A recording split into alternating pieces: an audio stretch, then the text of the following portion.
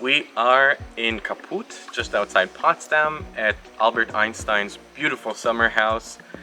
Here in the background you can see the guest house that I've been staying in for almost 6 months now. And my name is Eli Zuzovsky, and I'm a writer and director born and raised in Tel Aviv. I think it was a friend of mine in England, I was living in England at the time, who sent me a link and said, hey, this sounds like something you might be interested in, and I decided to give it a try. My research project is titled Stories We Tell on Solidarity and Narrative, and the question at its heart is why, in this age of global catastrophe, it's been so hard to tell stories about solidarity in our culture.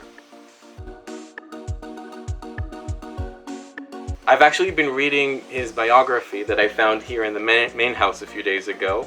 I'm not far in enough to tell you the full answer, but I can already tell that he was deeply interested in solidarity.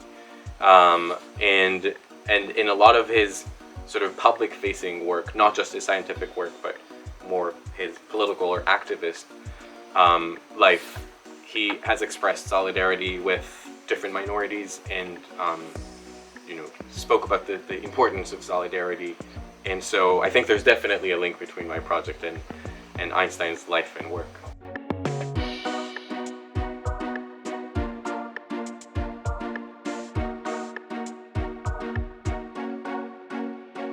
As I said, my time here has been so deeply transformative, and I think I'm coming to terms with the fact that the project that I started here is going to be a lifelong project.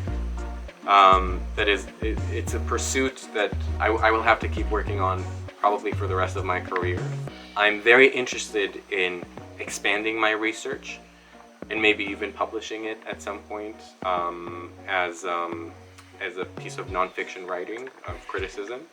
And at the same time, as a maker, as a writer, director, sort of trying to implement some of the insight that I've gained through working on this project into my own creative work.